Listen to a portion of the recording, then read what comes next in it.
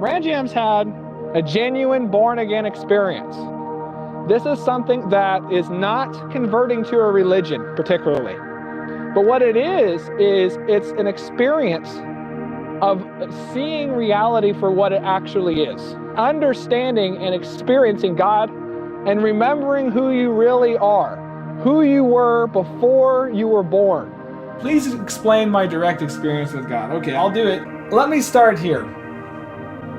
My brother had died in 2016. About a year went past there. I had been done with college, and I just basically let everything go in the sense that I wasn't really cared about my career. I was totally okay with whatever was going to happen in the sense that like I didn't have much ambition at that time.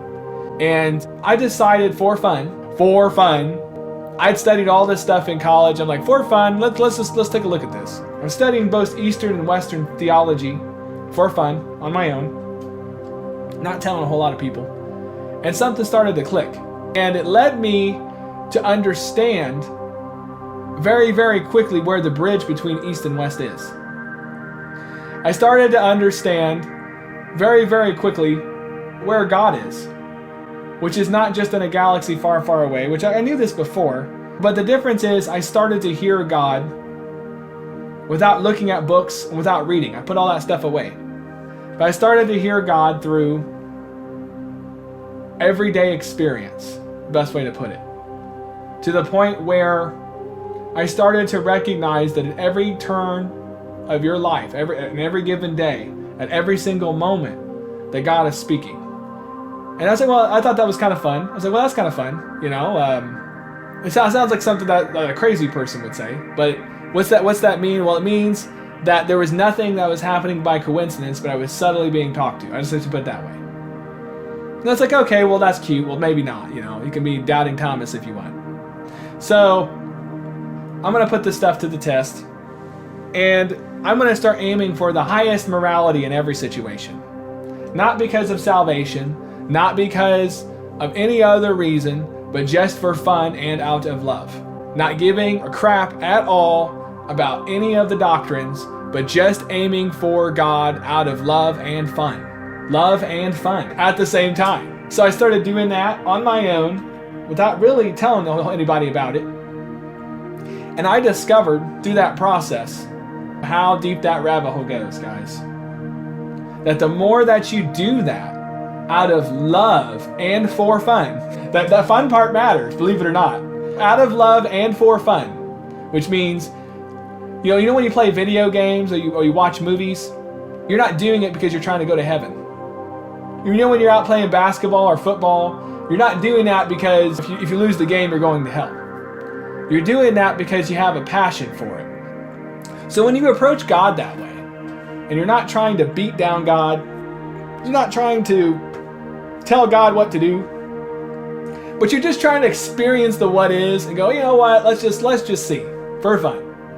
And pursue this passionately, like you would pursue skateboarding, but one that doesn't require any kind of results. All of a sudden, this stuff starts to open up.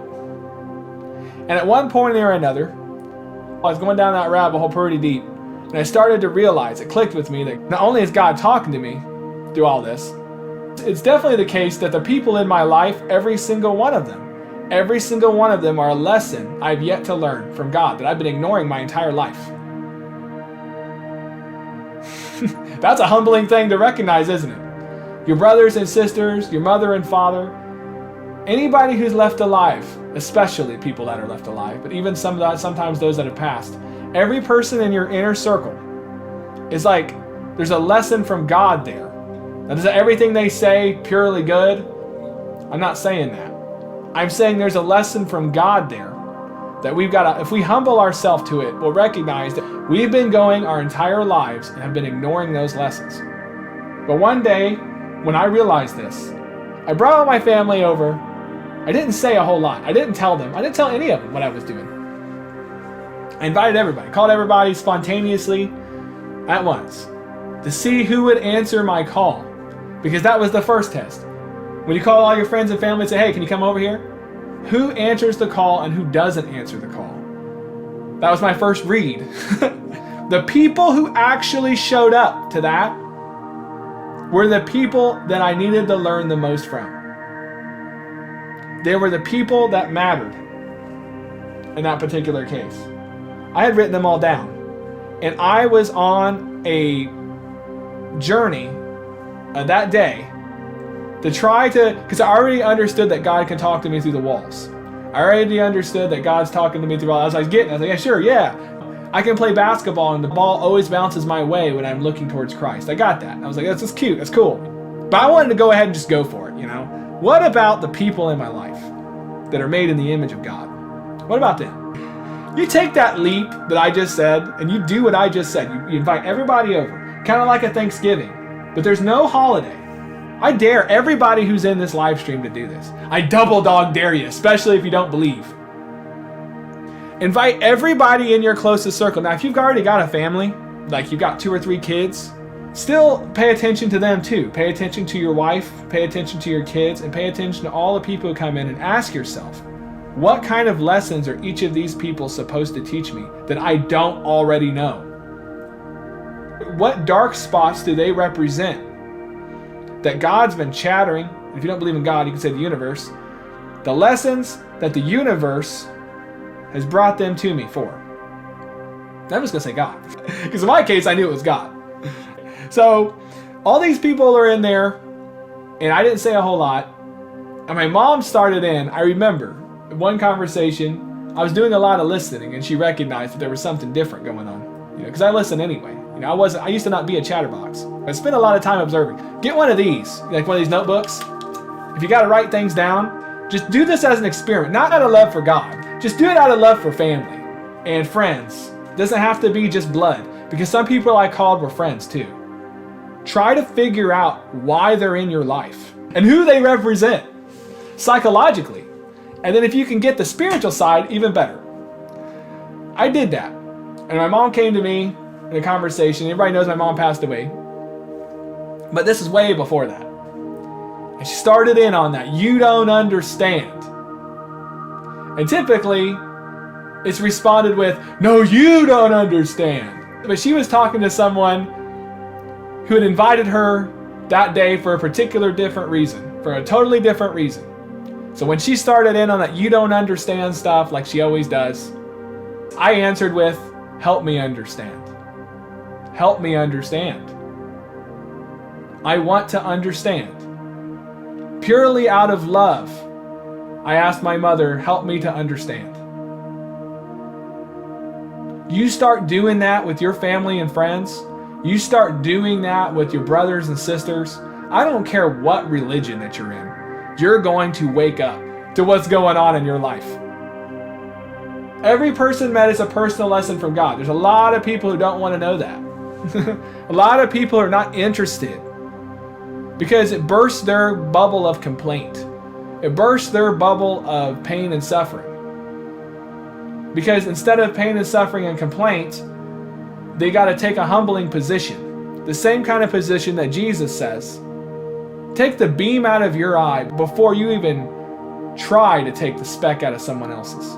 Why does he say that? Because every single person that we criticize in our life, every one of them, especially in our inner circle. Now we can criticize the people in China, we can criticize the people in outer space, but the people in our inner circle that are put in our life, every one of them represent a beam in our eye. A pillar, something that we can't see. And we keep saying what? You don't understand. This is a lesson that me and my mother learned spontaneously in that day. And that was the last time she said, you don't understand to me. It was. I don't think she said, you don't understand to me ever again. She knew. She could feel it in my spirit that something was happening. Because after that, I started doing more things like that. I started writing down everything that I care about. I wrote down the top 5 or top 10 things in my life that I thought were important. Or at the very least, the things that I was attached to.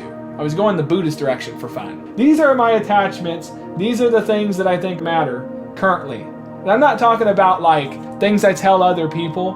I'm talking about things that control my conscious being. Like, for example, If I'm really, really attached to Magic the Gathering, I'm really, really attached to eating SpaghettiOs, whatever it is that's taken up the most of my time. If I was eating SpaghettiOs all day long, then I'd put that at number one. I don't care if I tell other people that family's more important, but if I'm eating SpaghettiOs and SpaghettiOs is the priority, then by God, SpaghettiOs is number one on my list. Be honest with yourself.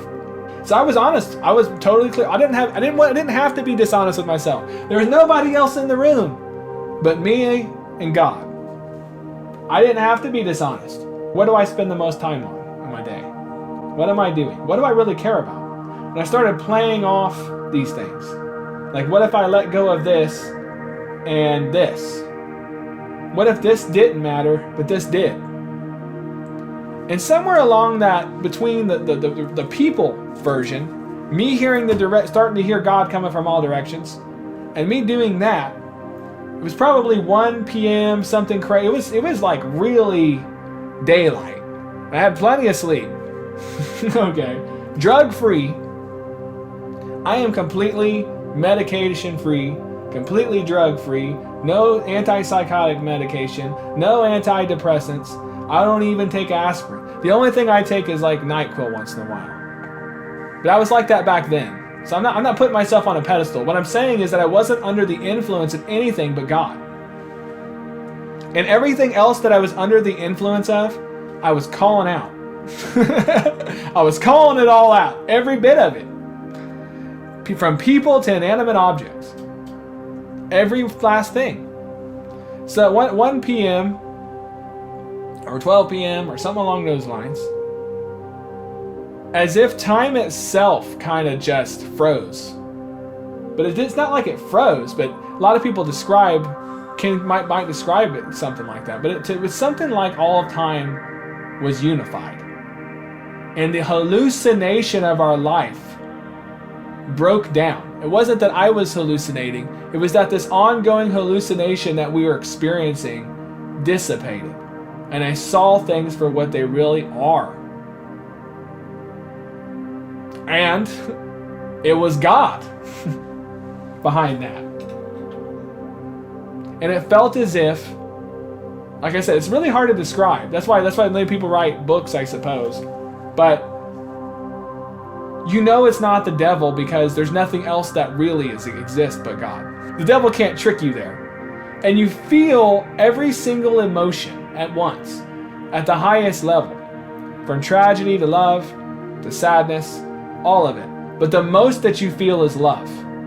You realize that all these emotions are in fact actually the same emotion. It's this intensive, highest love to where I could feel the love of someone who's totally evil, guys. That God would love an axe murderer as much as he would love the greatest of saints.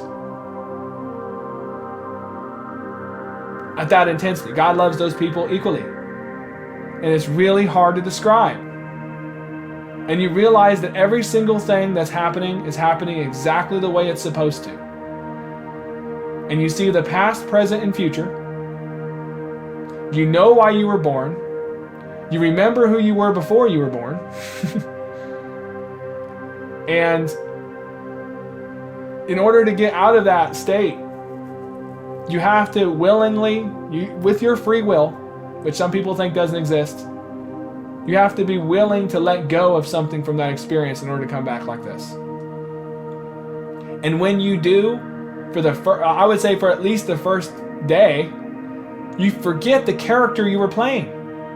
You remember who you were before you were born, but you forget the character you were playing. You forget your name. You only remember who you were before you were born, and you only remember your purpose. That's the best way to describe it that I can at the moment. Something else happened. Many other things happened, but I don't think you guys would believe me. Honestly. I don't think you guys will, but because the reason why is because it's hard to describe. But you realize that there is free will in the world. But the truth of the matter is that it's mostly determinist. That determinism thing, that destiny thing is true. But if you're a conscious and you come face to face with the living God, you experience free will. Experience free will. Deeply.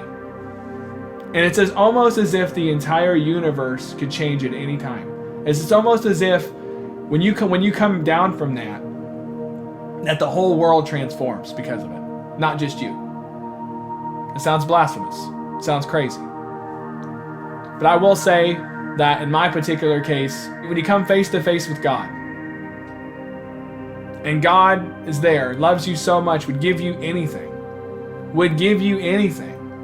Imagine God is a genie for a second. Imagine you have God appear before you, and you're like, anything you want. You want to be the lead character in a Star Trek movie, and that's your life. Go for it. But you realize that every bit of your life is exactly what you wanted, the good and the bad. That He already granted you your desires. And it's hard to explain. It really is. It's really, really difficult. So even though that you can have anything that you want, there's nothing more that you would want more than being in a direct presence of God and or doing your purpose. The purpose, your vacation, your life itself that you are in is a gift from God. It's God showing you something that you asked for, even if your life sucks. And it's really hard to explain. After you have that experience, you have a post-traumatic stress kind of thing, because that intense emotion, you can feel it ringing like a bell. And within days or weeks of it, I'd wake up feeling like it was coming upon me again, like somebody comes back from war. Okay, I ain't kidding. And I've had that happen a few times in my life. I had that happen a few years ago while I was driving. That's why I was listening to something. And it almost, so I'm just telling you that it is a real experience. It's not like, it's something that it's hard to forget. But apparently it's possible. And you cannot deny God after that, because you have seen God. The thing that's challenging is, can you put it into words? It doesn't really matter if I convince other people. It's just what matters is that we focus on the love part. The rest of it will work itself out. So if anybody in this live stream thinks that the devil can trick you into thinking that you come as an angel of light and you believe that, well, if whatever it is that you're experiencing is the Alpha and Omega, or is time itself, past, present, and future, is the highest form of love that you can imagine, that you love someone just as intensely no matter how good or evil they are, that's not the devil. Spoiler alert. You can't be tricked like that. You can be tricked if an angel comes and you see something kind of supernatural and that thing says that they're God. Yeah, but if you feel that, what I just described, you have seen God. If the devil loves that much, then my goodness. It's pretty incredible. But every person in your life is a walking lesson that you need to learn. One of the things I got from that experience is I discovered that one of my jobs was to process my family's business. And your jobs are very similar to my jobs. My job. Your family's business is part of why you're here. You're not just here to be a missionary in Saudi Arabia. You were born into the family that you're in specifically because you are on a mission related to that family. It's not a roll of the dice. So, like I said before, that experiment that I said before, write down all of the people that are in your closest circle. I don't care whether you're Christian or not. Write down all of the people in your closest circle, all your family and friends, and on one given day, get up in the morning, call them all and invite them over. And in that day, be focused on who they are and what lessons that they present in your life that you need to learn. If you do that, even if God doesn't appear before you, you will get a lot out of that. I've been on New Game Plus. It's as if I died and came back. I beat the game, saw God, and I come back on New Game Plus, and I've got new things to do. If you're born again in the Spirit, and it don't feel like New Game Plus, you probably missed something. And you should go back. Do the mission. Whatever it is your mission is. And then you get to New Game Plus. Remembering who you are besides the character that you play. What actually happens is when you go through this, it's almost as if you have died and seen the other side. That's what it feels like. When you have this experience, it's as if you know everything for a moment. You know past, present, and future. You know exactly why everything is the way it is. And you understand that everything has to be just the way it is. And it's exactly how your life has been intended to be. It's exactly actually what you want. And when you come back from it, if you come back, because you may not come back from it, if you come back from it, you have to remember who you were playing, the character you were playing. That is a genuine born-again experience. If you have not yet experienced this as a Christian, you need to open up your Bible. You need to take the time and pursue the real teachings of Jesus Christ, because I guarantee you they will trigger this experience.